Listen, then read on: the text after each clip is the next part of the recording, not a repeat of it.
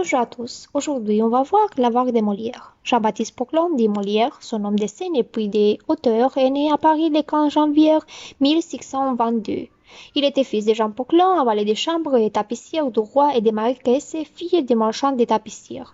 Même s'il n'existe pas de documents fiables en relation avec les études de Molière, il y a des théories qui affirment que n'étant jeune, Molière fait ses études avec les jésuites. Après, le jeune sera avocat. Il fonde avec Marlène Béjart en 1643 l'Illustre Théâtre, une troupe de comédiens qui se fixe comme objectif de faire rire les honnêtes gens. Ici, il tombe amoureux avec Madeleine, mais il va avoir un triangle amoureux avec Madeleine et sa sœur, Armand Béjart, à qui il va épouser. Finalement, l'Illustre Théâtre échoue en 1645. Molière est emprisonné au Châtelet pendant quelques jours à cause de ses représentations. Il quitte Paris pour la province et il y restera 13 ans. Le tome de 1658 est le début de la gloire de Molière. Ses camarades lui sont agréés par Philippe d'Orléans, frère du roi, qui les a donné protection et aussi a mis à leur disposition la salle du théâtre du Petit Bourbon. En 1661, il crée pour la première fois une pièce pour la cour dans le palais royal. En 1664, la comédie tartuffe de Molière, une satire de la fausse dévotion religieuse, est interdite. Cependant, ses œuvres, suivant parmi lesquelles il y avait des pièces plus audacieuses, Molière n'a souffert pas de polémiques. On dit qu'il mourait en scène à cause de la fatigue et de la tuberculose en février 1673. Dans cette époque, les comédiens étaient excommuniés par l'Église et n'avaient pas le droit à l'inhumation. Cependant, Louis XIV, qui appréciait tellement Molière, il a demandé au clergé de faire une exception. Étouffiant l'avare. Le XVIIe siècle fut le siècle des avares. L'or devient de plus en plus rare et d'autre côté, les impôts augmentent. L'avare devient la figure parfaite pour critiquer la nouvelle société avec l'ascension de la bourgeoisie et avec une société consommatrice de plus en plus élevée. Maintenant, nous nous occuperons du contexte littéraire de l'époque. L'œuvre de Molière s'inscrit dans le mouvement culturel du XVIIe siècle appelé le classicisme, un mouvement dont la base est l'antiquité classique des Romains et des Grecs. La poétique d'Aristote est le support des règles qui régissent le théâtre, c'est-à-dire il doit respecter l'omniscience et la règle des trois unités, qui répond à un souci de vraisemblance. Le genre littéraire le plus important dans ce moment, c'est le théâtre, dont la tragédie est le type de théâtre le plus apprécié. Elle avait comme but d'instruire son public.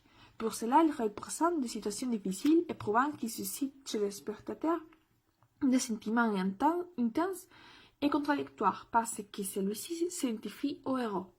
La comédie s'inspire à la comédie latine et il en a trois types, la farce, la comédie de caractère et la comédie de mœurs, et ont la fonction de divertir et corriger les vices des hommes.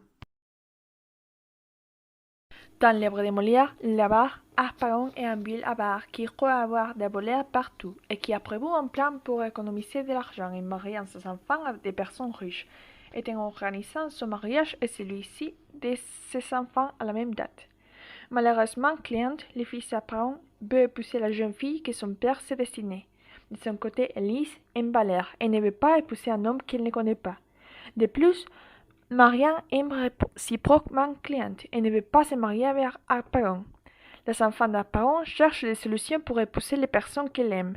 Solutions trouvées dès qu'ils rencontreront Anselme, l'homme qu'Élise doit épouser, car ils comprendront alors qu'il est en fait le père de Valère et de Marianne, et qu'il est prêt à payer les deux mariages pour le bonheur de ses enfants et à la joie d'Apollon. Alors, on va les expliquer les thèmes de cette pièce. Qu'est-ce que c'est donc l'avarice? L'avarice est un état d'esprit qui consiste à ne pas vouloir se séparer de ses biens et richesses. L'avarice, selon a défini le pape Grégoire Ier le Grand à la fin du VIe siècle, est l'un de sept vices capitaux, et qui sont la paresse, l'orgueil, la gourmandise, la luxure, l'avarice, la colère et l'envie. On les appelle capitaux, car ils sont la tête, qui vient du mot latin caput.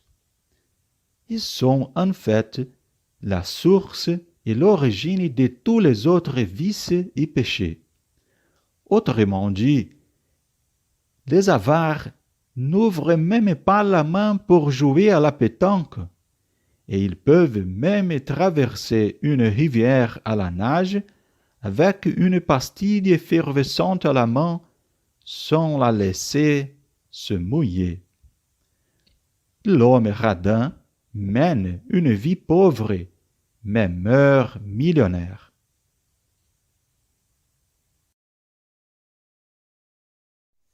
L'amour est l'autre thème qui tire les ficelles de l'œuvre. L'amour est aussi le déclencheur d'autres sentiments qui apparaissent dans l'œuvre. Le sentiment tels que la vengeance, l'orgueil et la jalousie.